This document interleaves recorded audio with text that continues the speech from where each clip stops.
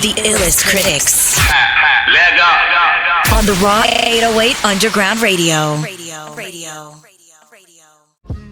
Wow, so I guess we're going to start off where we left off, huh? From the last show, huh? Yeah, started off. Boy, SlaughterHouse. Yes, part 2. Yep. Boy, Part 2. It's getting spicy out here. I knew it was going to do that. No, wait. Before you do that, you want to play the clip? The clip that's going around in all the media circuit right now, all over going viral. Yeah, it's going viral now. Definitely going viral. You talking about the Joe Budden's? The IG Live with Joe Budden Royce, the 5'9", and Joell Ortiz that chimed in. Yeah, I got it. You cue that up because it sparked some controversy. Yeah. So then, nigga, listen to the album then. That's it. Fuck with the album, bro. Fuck with the album, bro. Fuck with the album. If you want nothing but fuck with the album, man. Tell people to listen to the album, son. Joe, that album could suck my dick. Are you kidding me? Nigga, suck my dick. Don't go there. Don't do that. You want me to put people to this clown show? All right, I'm out, man. All right, one. The fuck out of here with that shit, man. So, You know, yo, Joe, that little comment right there, you're gonna wish you retracted that one. I'm out. One. goodbye. Yeah. It's official, ladies and gentlemen. SlaughterHouse, after this album that comes out, it's over. Yeah. It is officially over. The Rise and Fall of SlaughterHouse, a perfect title for the album. Oh, yeah, especially with that statement. Yep. Yeah. That was kind of whack. It's like, that's the equivalent of you saying, hey, I started a business. Oh, how's that little business of yours going? Right. That shit can suck my dick. That's like my little business. Right. Get on all morning. How about that little fella? Oh, that little guy. I wouldn't worry about that little guy. And the thing about it is that shit gonna backfire because if somebody don't know who this guy is, I'm interested to listen to the shit now. So even if I don't know the catalog, even if I don't know his catalog, you know what I'm saying? Like at the end of the day, Joe Budden's gonna be known for a podcast and not a rapper. Yes. You know what I'm saying? So even if I don't like this nigga podcast, his shit's going viral. So because of what he just said on that, I'm gonna be interested to listen to what this dude got to say. I'm gonna be more interested to you know what I'm saying, to buy the album.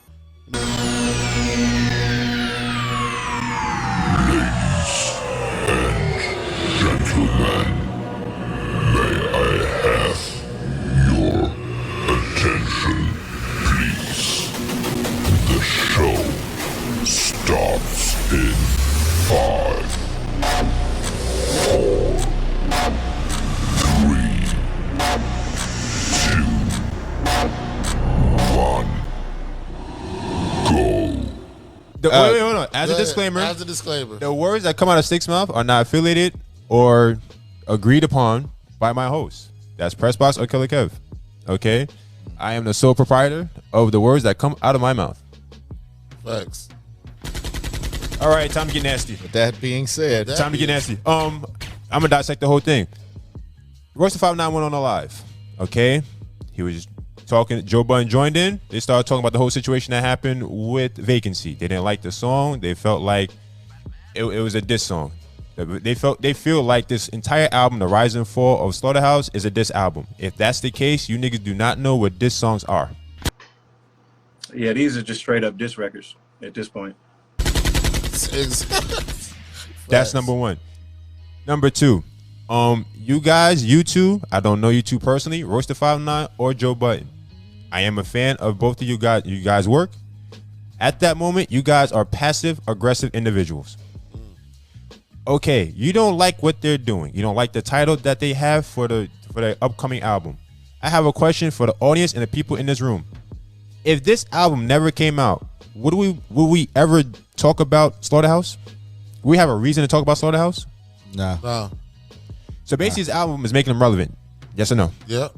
Hey, the logo that they have with the pig on fire is making their brand quote unquote relevant, right? Yeah. People wondering. Yeah. Hey, after a 10-year hiatus, Joell Ortiz and Crooked Eye are still trying to carry on the legacy of SlaughterHouse. True or false? Yeah. True. How are you mad at them? Now, these people are, I'm going to say a word. I don't mean it in a negative way, but it is what it is. They're emotional. Yeah. They're emotional. Okay, they was talking their shit. Joell chimed in, and Joell said off the rip. I'm just saying, man, a bunch of people hitting me saying that y'all in here saying, basically calling us liars, dog. Well, y'all are lying. About? Guys didn't want to do the contract. You turned it down, right? Here comes Royce and Joe Budden with the word semantics. Oh, I didn't turn anything down. I didn't say anything. Yes, you did. Yeah. Hey, there's verbal conversations and non-verbal conversations. Simple. Your body language can say more than your mouth. Right. Hey, Joe Budden said he's done rapping. He retired. Not once, not twice, several times.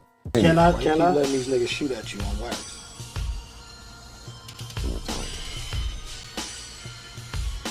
That's the body. That's the body. That's the body. So busy defending them now. Nigga retired. Nigga retired for 2 months. He hasn't rapped in what, 4 to 5 years? Easy. Last time I remember him rapping was on the Cypher shit. That's the last time I remember him. So yeah, okay. So you're not really a fan up on his. No, No, he had the Rage Machine came out what year?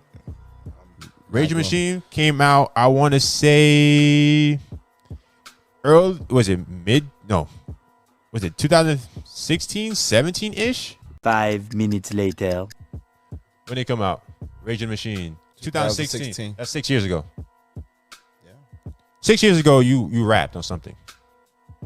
Yeah. It's 2022. Right. So what are we saying right now, Joe Budden? You retired. So you're going to turn down a deal regardless because you're done with rapping. You're making money on podcasting, which everyone knows and understands.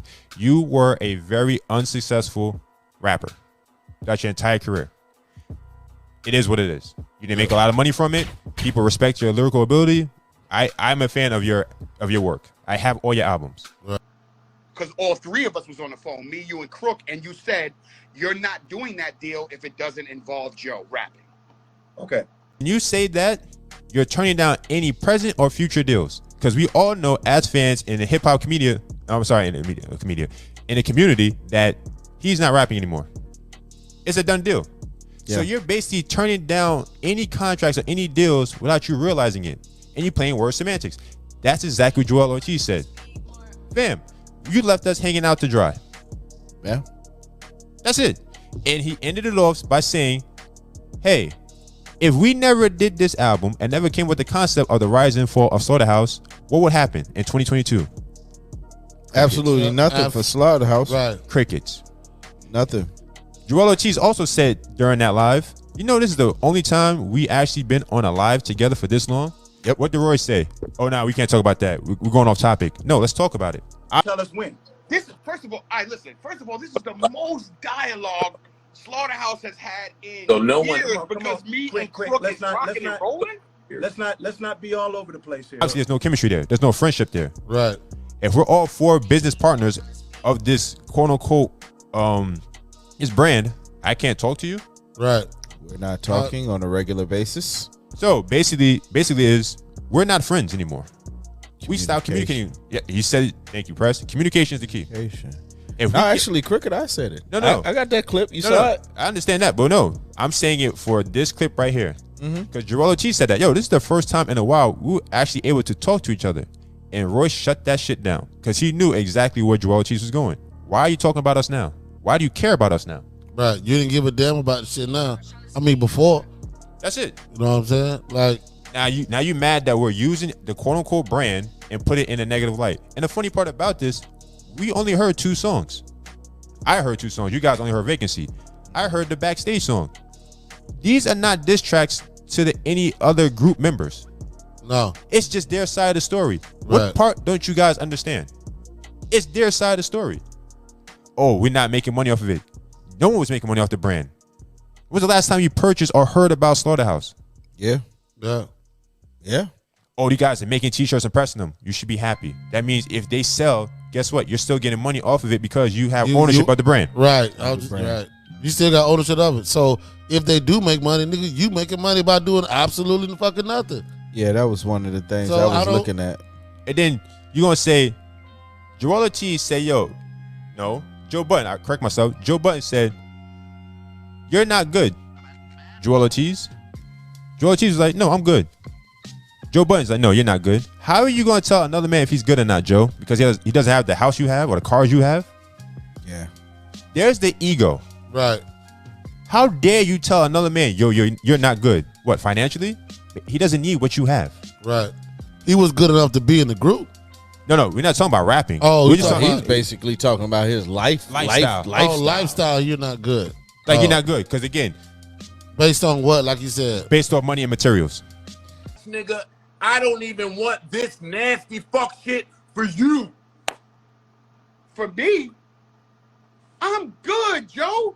Oh no, regardless of the narrative y'all spin that we needed a bag and we did it for I'm so good, man. You're not good. What are you talking about? You're not good. I am very, very good, my friend. You're not good. I am very good, my friend. What are you talking about? You're not good. I'm very good, man. You making it nastier than it needs to be. Well, that's when Royce steps in. That's when Royce steps because in. Royce let this whole argument go down, or I don't want to say argument, this conflict go down, and he didn't interject at all. Yo, easy. If we're quote unquote brothers, why should you say to each other? That's it. If we're brothers, why should you say to each other? Cool. Joell Ortiz asked Joe, support the album. Support the album. Oh man. Support the album. Tell your fans, support the album. Give it a listen. That album can suck my dick. Wow. That's like don't do that. Said that, he did a perfect thing. I was like, y'all ain't friends. All right. We're not friends. All right, cool. So and that's the funny part about it. On site, nigga. No, it don't have to be on site. It don't have to be on site. Now I know that everything I've been thinking, you just validated it. You just validated it. Yeah, right. You just put a stamp on it. You saying just put a stamp on it. We're done then. Yeah. Don't come back talking about, you know how I am. Nah, nigga. Nah, because guess what? We only heard 2 songs. We don't even know what the album is actually, the concept of the album is. The Rise of SlaughterHouse just means how they went from being in the underground to becoming a mainstream name, quote unquote. Right. The fall doesn't mean they just fell off or died. The fall just means they probably got dropped from a major label. Correct. Right. You have yet to even dissect what the album may consist of or be about. Right. You're going on an emotional rant. You and Royce are upset in your feelings over something that's pointless. Let them do what they do. Let the album come out. If you keep thinking, matter of fact, this is what they said. Oh, this is a press run. Not saying you. This is a promo run. They're trying to start drama just to get some attention on the album. Fam, what's the issue? Nah, they're not trying to get drama. Just like they're saying their side, and they're getting steam because people have been wanting to hear the other side of this. I'm gonna tell you like this, and I'm gonna try to stay a little bit. I want you to stay out of it because again, I know that you represent Detroit. Yeah, you got friendship with certain people. Yeah. I don't. I'm coming as non-biased. I'm coming straight as a fan.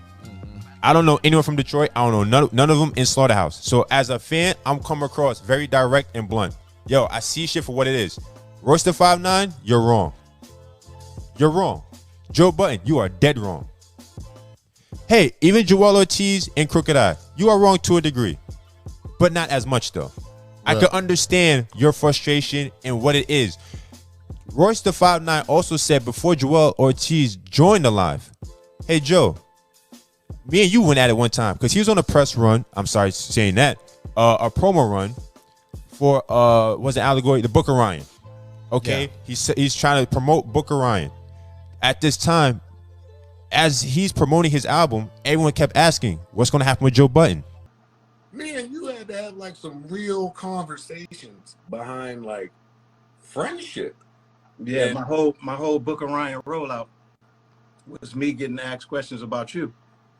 And I remember finally getting you on the phone and saying, "Yo, fam, what did I do to deserve that?" Like, and it was like a long conversation that we had where we were yelling back and forth. So that's my thing. Like, the conversations that needed to be had, like, involved. In the live, he said, Joe, I called Joe and was like, yo, what did I do to you to deserve this? Because every time I go on my press run to show my art, they're asking about a person that's not rapping no more. You're dimming the light on my project. Right. Hey, this right here is closure for all that. So now, if this album comes out and it is what it is, let's say it's the closure of SlaughterHouse. From now on, If Joe Budden wants to come out of retirement, you no longer have to talk about SlaughterHouse. Royce the 5'9", if you come up with an album, you no longer have to talk about SlaughterHouse. Same for Joell Ortiz or Crooked Eye. This is what you guys actually need. So now if you come up with a project and you put your blood, sweat, tears in it, a lot of time spent away from your family, your friends, and everything else to put out a project, which is basically an art piece, now you can display it without any distractions. Right. You niggas are acting sensitive right now for no fucking reason. Right. What's the point? Man up, bro. You're in a 4-man group. Obviously, people going to have their side of their story. I wouldn't call them a liar. I'd be like, yo, if you felt that way, how can you say anything before? Or I disagree with you. Right. You cannot get mad for individuals trying to put their story out. And then, like you said, you got the video of Crooked Eye. Yeah. Crooked Eye went on live right after that because he's somewhere in Florida. I think he said Miami, Florida. And he was like, yo, I heard what they said over there. And bro, this is crazy. This is actually crazy. They're trying to say that Crooked Eye only brought them one bad deal. Crooked Eye was like, no, I bought a bunch of deals. Because again, I want my brothers to eat. Are some deals going to be perfect? No. Are some deals going to be good? Yes. Are some deals going to be bad? Yes. But I'm going to bring something to the table. This is so relevant to me because I'm also a fan of the Joe Budden podcast. I watched the debacle and the dismantle of Rory, Mal, and Joe. It's the same situation. He told the story when Elliott Wilson was met up with Rory.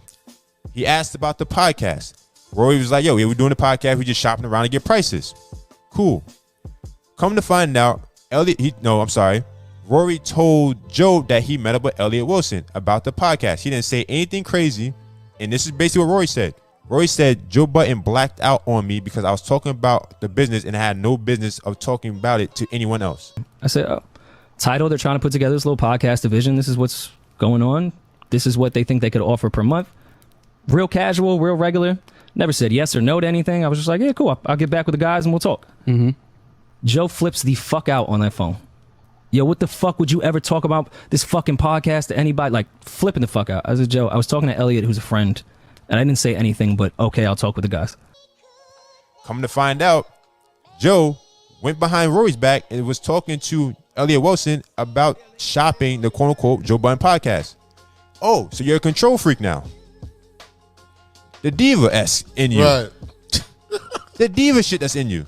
Right. I'm so happy that this album is coming out. And I'm glad that Joell Ortiz said at the end, you're going to recant that statement. The desert feeling lesser and lesser. Joseph never treasured my efforts. He couldn't spot a goat like shepherds and leopards, but I'm a king like never.